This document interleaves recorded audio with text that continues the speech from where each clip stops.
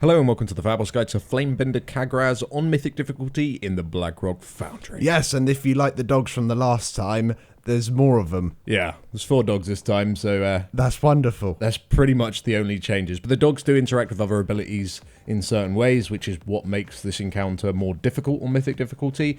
But you can kind of completely avoid that by tanking the dogs. It will get to it anyway, but either way, it's pretty cool and it isn't too difficult. Now for this encounter, you do want to bring 2 tanks. 4 healers, you could arguably 5 heal it because the DPS requirement isn't that high, but you do want to bring a mixture of DPS, and it is actually important to bring some melee DPS. I think we had 5 in for the first kill of ours, but you can bring as many as you want, really. It doesn't particularly matter. Just make sure that you do at least have some melee DPS there to help you out.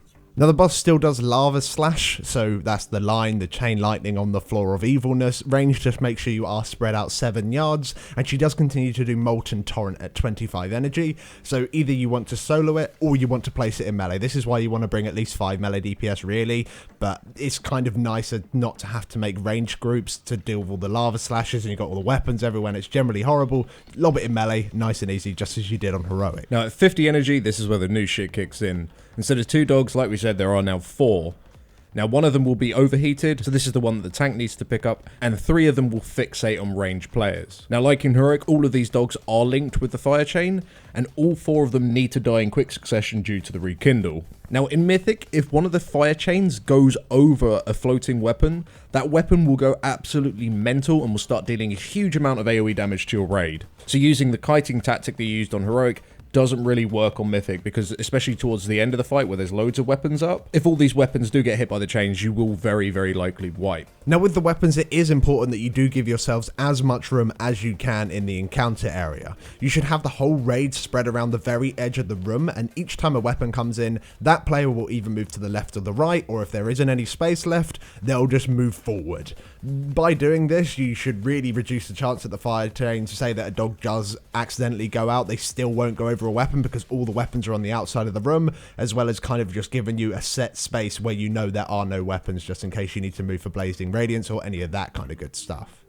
Now, the best way to deal with the dogs in Mythic is to actually have the fixated targets run towards the dogs and tank them in melee. Now, this will allow you to AoE down the dogs so they'll die quicker, because normally on Heroic it is a bit of a mess trying to kill the dogs separately, so you can AoE them all down, which is absolutely great. And this also means that you don't really need to worry about the fire chains going over a weapon, because the weapon shouldn't be spawning in melee because the ranged player shouldn't be there, so you never have to deal with these crazy ass weapons going nuts. Now, this does mean that the players tanking the dogs will be taking a ton of damage. It will be a very large amount of damage, so they need to be using personal CDs, and external cooldowns are a really good idea. And really, you also want to assign a healer, so each of your 4 healers, they should be healing a target each who is being fixated by the dog. So you do need to assign who is healing who, and then you can just keep that player topped up, because if you have all 3 healers spot healing one fella, all the other fellas are going to die. So just assign that and you should be absolutely fine.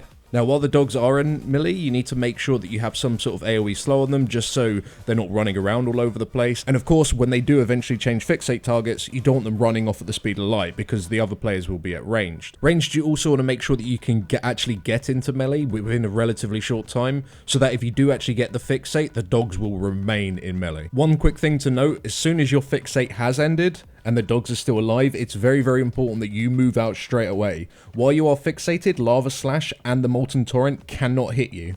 You will never be targeted by that ability, but as soon as your fixate drops, you then can be targeted by it again. So if you're still stood in melee like a clown, you're going to kill everyone. So you need to make sure you get out as soon as possible, and then that way there'll be no weapons spawning in melee and you won't get any lava slashes in melee. Also, while the dogs are up, meteors will still come in. It's at this point really that the players that are targeted by the meteors, you should really try and solo soak it. So if you're a hunter or a mage or a paladin, use your immunities, use your deterrences, use whatever you can just to survive it. Because if you throw this in on melee, and if melee do have fire chain stacks or anything like that, it can be really dangerous. But if you have to throw it in there just to survive, then do it.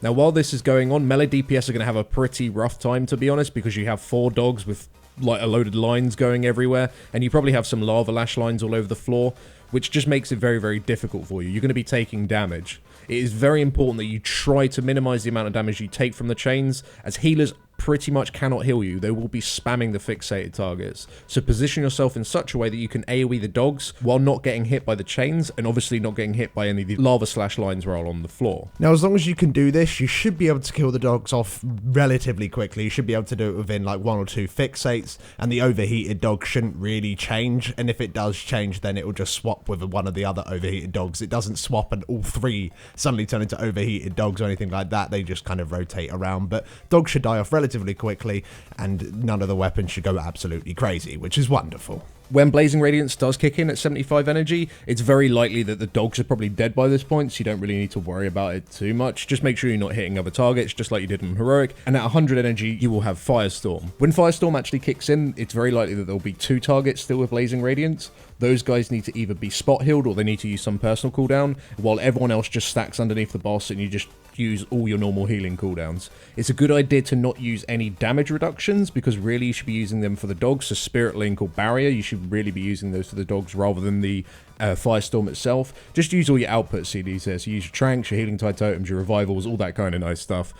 Because the Firestorm itself, it does do more damage, but it's not anything to really worry about, providing you have those CDs available. Now, after the Firestorm, the boss will gain the Rising Flames debuff on the tanks, just taunt like you did on Heroic, and she will be sending out the fire patches, and it is really important that you do move from them. They do hurt a lot, and really healers, this is kind of nice, a little downtime for you, because there isn't that many mechanics. There isn't Molten Torrents to heal up or anything like that. Only the tanks should be taking extra damage, so you should be using this phase really to regen back some of your mana. And then the fight just really repeats from this point on. You just do the exact same thing. Make sure you're out for lava slash, you spread by 7 yards, you put the weapons at the side of the room, and with the Molten Torrent, make sure you group up in melee. When the dogs are up, everyone tanks in melee, and if you do get the Molten Torrent during the time, of course, try and solo soak it if you can, and then of course spread for Blazing Radiance and use all your healing cooldowns and Firestorm. And really the boss should die before the 3rd set of dogs come in, or just after the 3rd set of dogs come in, and like the dogs will appear and the boss will be on like 20 mil health instead of killing the dogs. As long as you can kill the boss before the next Firestorm comes in, you might as well just kill the boss. It's very, very similar to how Heroic is really, except you just have to do the dogs in a slightly different way. It's not too difficult to learn or anything. It should be a fairly easy kill. So thank you very much for watching, guys. If this guide did help you out, then please do drop us down a like. It helps us out as well. And if you'd like to see any of our other Blackrock Foundry Mythic guides, then please do click up on the annotations you see on your screen now. It'll take you straight to that video. Thanks for watching. Thanks for watching.